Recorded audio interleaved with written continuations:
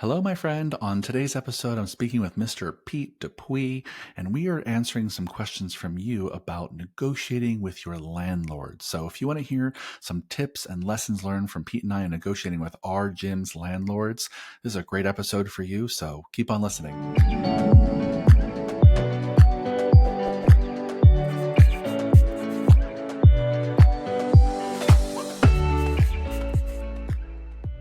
Hello, fitness business nerds. What's up? Welcome to another episode of the Business of Unicorns podcast. Today, I'm here with Pete. Hello, my friend. Hey, Michael. How are you today? We're having a great day. We've both been doing a lot of coaching today. So we're really kind of in the zone. Got a lot of amazing things happening with Unicorn Society members. Also a lot of challenging things, as is always the case with running a gym. And so, yeah, I'm having a full day. I know you are too. Yeah, it's nice. It feeds the content wheel because the days that we do a lot of coaching, we tend to have a lot Yeah, of podcasts. 100%. There's no shortage of ideas for what to talk about on the podcast. Well, before we dive into today's topic, I do want to do a quick little shout out for listeners. If you didn't know yet, Mark Fisher put out a book in the last year. It's Mark Fisher's book of fitness business secrets, and you should go get it. It's really a collection of all kinds of email content he's created over the years. It's full of tips and tricks for really every area of your business, from lead generation to managing your team. And you can get it at businessofunicorns.com/book. So you can certainly search for it on Amazon or anywhere you get books. But if you go to businessofunicorns.com/book, you can order it right through our website. It's a great book for people who are just opening a gym or veterans who've been around for a long time. Pete, I know you've read, a lot of Mark's emails religiously over the years. You maybe just want to share anything about what you tend to get from Mark's content? I was going to say that I would contend you will not find a book written more accurately in the voice of the author. You can feel Mark's energy in every piece of copy he writes. And hey, it's with 10 years of small business ownership experience behind it. So I will not argue with any of his thoughts. Yeah, 100%. It's Mark has a very unique voice and writing style. And so not only do you get great tips, but you also get to see what it's like to model someone who has a very specific and consistent brand voice, which is something we all strive for. So yeah, go grab that book, businessofunicorns.com/book, which brings us to today's topic. Today's topic came from some conversations Pete was having recently. I feel like I talk about this a lot on my coaching calls with Unicorn Society members. And the topic today is tips and tricks and lessons learned from Pete and I about negotiating with your landlord. And both of us have lots of experience in this, both good, bad, and ugly. And I think a lot of people want to talk through this with us as coaches because there's a lot of things to consider. You want to ask for a lot and be a good negotiator. And you also want to establish a good relationship with your landlord because for most of us, we're signing 5, 10-year leases, which means these are long-term relationships. These are bridges we can't afford to burn. So negotiating well with your landlord is an important skill to learn. Pete, where do you want to kick this conversation off? What are some lessons you've learned over the years about negotiating with your landlords? I'd encourage people to think about this not just as negotiating or renegotiating, but think of some of the feedback or the insights we share today as tips for identifying a good first landlord as well. That's great. I brought this topic to the table partially because it was discussed in a coaching conversation, and partially because I recently renegotiated a lease, and I did so for the first time with a new owner. And I have since that time come to realize that I had a pretty comfy sweetheart deal with my old landlord who was willing to make some concessions to us because he was kind of more of a friend than a landlord. And he was pretty emotionally invested in seeing us succeed. And he didn't see us as like a cash register to him. He was definitely doing us some favors that I didn't feel, because I've been in the same building since 2008 and I've been in the same space since 2012. And when that happens, it might not be a good thing, but I didn't do a whole lot of homework on what the market really looks like out there because I liked my landlord, I liked my space, and I wanted to continue to do business with him. And so when it came time to renegotiate, this wasn't about going out and getting quotes from competitive agents in the area or anything like that. This was about finding middle ground that we were all comfortable with. and then he sold the building. And Mm-hmm. we stepped away from a mom and pop scenario Yep. where the landlord was like unofficially our third grandfather sort of a deal, and into a scenario where we are part of an organization that has over 100 million square feet of space under Yep. rental agreement in New England. And my 15,000 square feet, though it feels big to me, could not be any less urgent to them. And their Yep. only objective is to extract as much value from me per square foot as possible. They don't feel like they owe me anything. In fact, they weren't particularly concerned with making me feel welcome in the process. And that was the moment that I realized, one, I really miss good old Grandpa Jim. And Yep. two, we are so far below market that this is really going to sting. And Yeah. so my tip for you in this process is there is definitely value to be found in working with an owner who's maybe looks at the building like singularly as their retirement plan, or they own two or three pieces of property. But the bigger the org, the more bureaucracy there has been and the less customer service there has been, from the perspective of feeling like I am more than like a serial number on a Mm-hmm. spreadsheet to them. And Yeah. I'd imagine you have maybe similar insights considering you've played this game in the last couple Yeah. of years as well. 100%. Yeah, I'll just give a big +1 to that. I think when we're talking about tips for finding your first landlord or your next landlord, this is a big one. I think we've had both. Our landlord in Hell's Kitchen has been a little bit like treated us like family. I'm pretty sure he doesn't listen to this podcast, so I think I can say out loud, like I'm pretty sure they're part of like a Greek mafia or something, right? So once you're in, you're kind of family, and so they've treated us very well over the years. They were kind to us during COVID, flexible. We've increased our footprint with them and decreased it with them several times. But we had a second landlord down on a Lower East Side location, and the same exact thing happened to us that you just explained. When we first bought it, the people who owned it were like a neighborhood developer. Their office was 1 block away. They were very highly engaged. We were welcomed with open arms. The processes and the paperwork was all very clear and friendly. And then they sold. About a year into our lease, they sold. So a little faster than you had more time with Grandpa than we had. And a year in, they sold to a giant business where we were just a tiny, tiny, tiny little one line in their portfolio, and they didn't give a shit about us. And so same experience. We wound up closing during that location during COVID because they wouldn't help us at all. And so I think it's a great first tip, is that if you have the option of signing a lease with someone who is a local developer, it's going to be around, knows the community, has roots in that neighborhood, their family's nearby, I'm going to pick that almost every time, compared to being part of some big, giant international portfolio of real estate with a giant investor. You're just not going to, they don't care about you. It's not, no one there cares about you. And this is a bit, I think, a sweeping brush, like a big generalization, but I'd be shocked to hear any exceptions to this. And so I think that's a Yeah. great one. The other tips Well, that I hey, think, let me say go ahead. this though. Since they have started extracting more dollars from everybody in the building pretty aggressively, I Mm, will give them the credit that the entire exterior of the building has been painted in the past month for the first time in the 15 years I've been in the sure, space. sure. So they're putting money into it. They have made repairs that we asked for. Hmm. It's very mechanical in nature. Yeah. The There's a interaction. professionalism, right? There's a professional nature to the relationship now. It's like, managing a relationship with another business instead of with a person. And there's Mhm. pros to that for sure. And if I had my choice doing it the first time, I want to talk to even a cranky old grandpa is sometimes easier to deal with than a giant bureaucracy that treats you like a number. Yeah. So I Sure, think that's a and I'll great give you one. another silver lining. Yeah. We When you have a relationship of the nature that we did with Jim, I think we were very willing to overlook some shitty habits.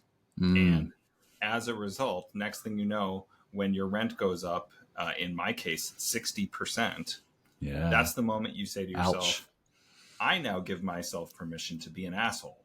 So if the toilet in the bathroom has been broken for 2 days, I'm going to be Yeah. in every single inbox I have in my archives for Yep. email correspondence with this commercial group. Yeah. And if there's a leak in the ceiling, they're all going to hear from me twice that day.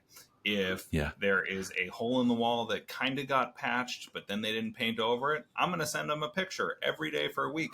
Because you know what? If you're going to take an extra 100 grand from me in rent this year, I'm going to be the neediest, most challenging to Yeah. maintain your portfolio for a little while I feel like, fine, I'm going to extract my value. And they have protocol for that. I think they're very used to doing this, acquiring, eating up a little local business, putting their systems in place, saying, we're going to have a lot of cranky people who are pissed that we're charging them more now. Well, here are our SOPs for dealing with that. And these are the 4 people who are going to be used and abused by that community. And they'll be responsive to your emails, and that's fine. So there are Yeah. things that I've been kind of displeased with around the building for a while now. And I've got all of those addressed in the last 90 days. And I will continue to do so. So, I mean, it's business. It's fine. Yeah. They have not It's lied a to me it's at a any perfect point. example. Yeah, Yeah. it's a perfect example of now you're paying more, you can expect more. And a business like that requires you to charge more should have the operations in place to be able to meet those higher expectations. So, the bars has to be raised all around, which makes perfect sense. I think, if I think big picture about other tips I'd have for finding a new landlord or your very first landlord. I think the other things that really matter to me is I really think especially if it's your first time, you really need a lawyer. Especially if you're in a city like New York, it is so essential. When we first got a lawyer to help us with our initial negotiations, I learned about all kinds of things that I should be asking for that I never would have thought of on my own. Even if I spent days Googling good terms for New York City real estate, I still wouldn't have found it. Like having a good lawyer to help advise you about all the things you can ask for, the free rent, the concessions, the things in the building you don't want to be responsible for, the insurance considerations. It's a laundry list of things that you have negotiating power for that I never would have known without some good advice. Sometimes a broker can do that in some markets for you. Other times you really need a real estate lawyer depending on your market. So I think that one is really kind of huge for me in terms of finding a landlord for the first time. And then when it comes to kind of negotiating or renegotiating with that landlord, this is, maybe going to sound super basic, but I just think with that kind of negotiating, you want to ask for way more than you think you'll ever get. Right? You really have to take that stance of is really starting with kind of pie in the sky kind of requests, because then maybe you'll land somewhere reasonably. But if you go in too sheepish at first, and especially if you're a brand new business owner, you might not have the confidence yet to go in and make big sweeping asks. But I think if you can go in asking for way more than you think you'll ever need, then you might wind up someplace even better than you thought you would land. So I think and I think early on in the relationship, I think if you do that with kindness and with confidence, it's really hard to damage the relationship. People know that in negotiations, people are going to come in swinging.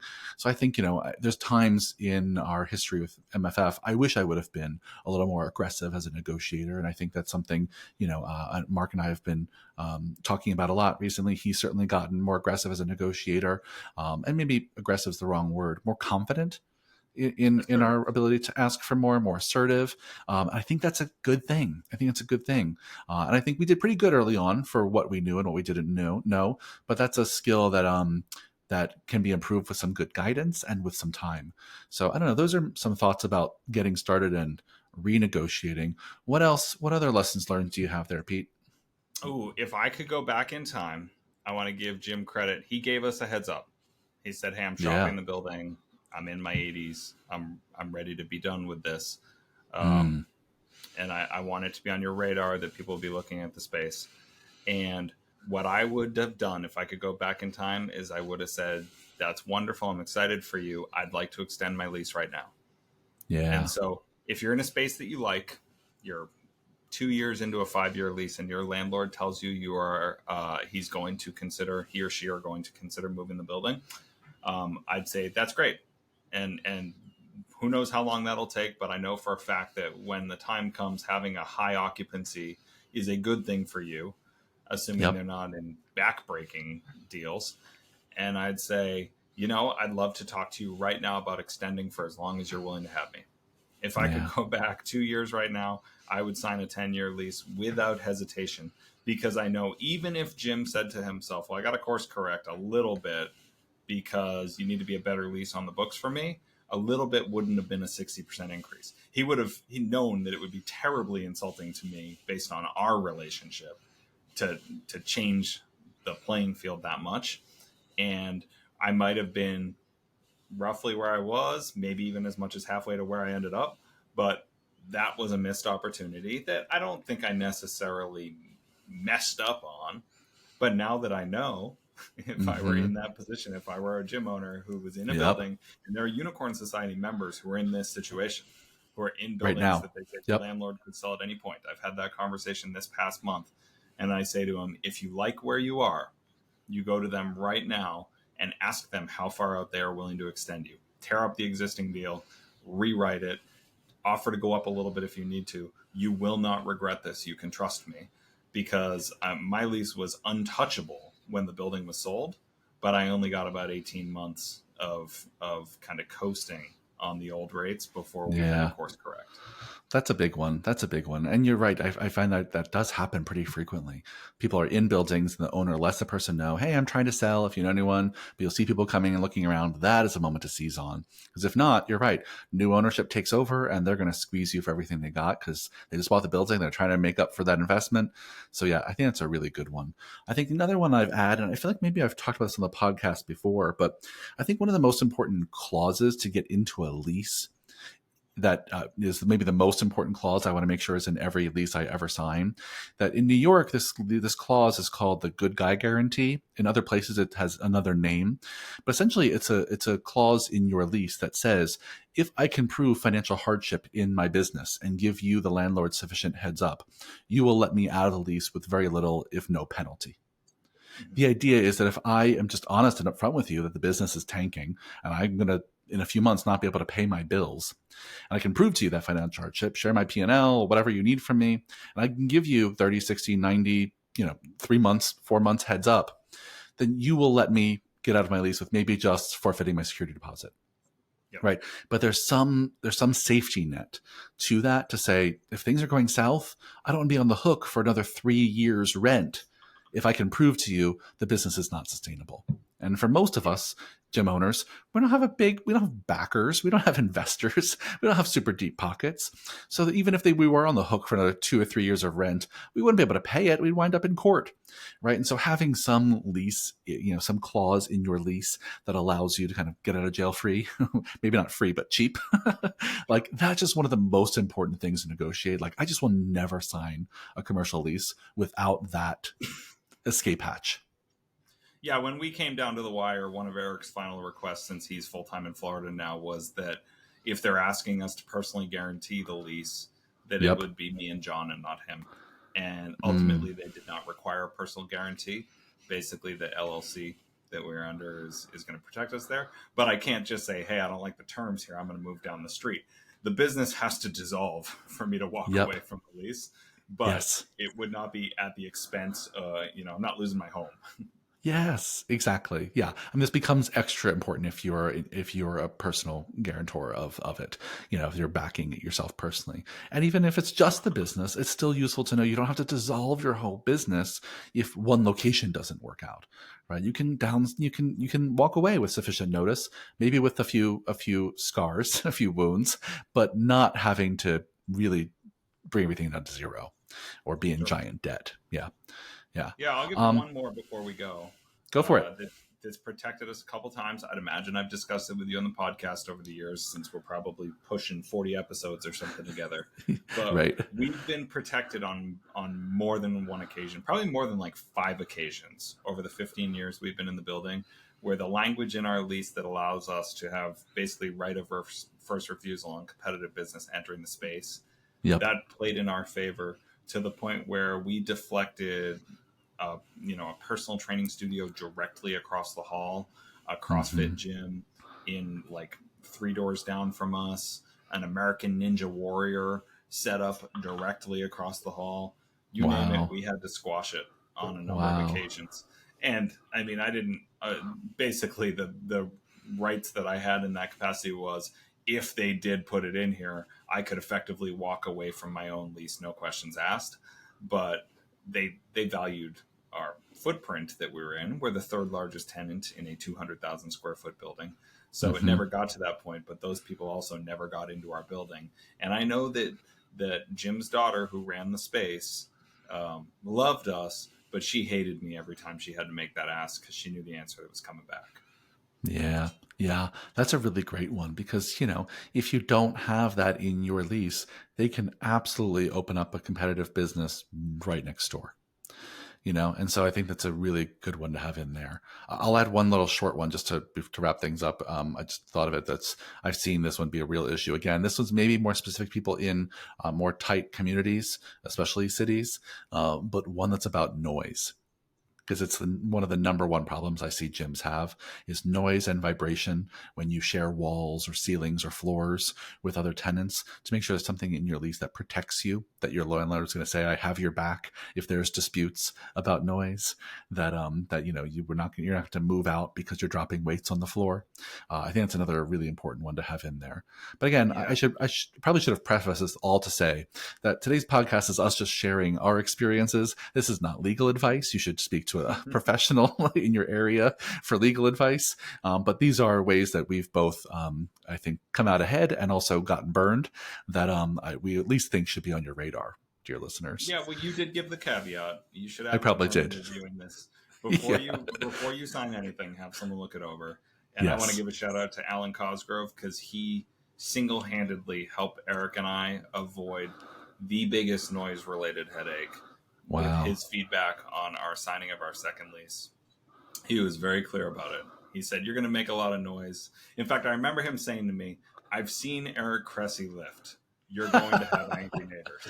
And it was this moment of clarity where we were like, we're definitely getting that language in the lease, and we did. Yes. And I don't think we were 72 hours into our new space before our next door neighbor was in my office demanding to speak with the owner. And so Wow. it was pretty easy at that point to play nice, obviously, because I want to be nice to Yeah. my neighbors, but to point at good old Jim and say, hey, there's language in our lease that says this is Jim's problem, not mine. We'll do our best. We're going to make some modifications, but we're not on the hook for it. Ultimately, the costs associated with dampening the vibration issues were Jim's problem. Want to leave it there? Good for you. That's a good one.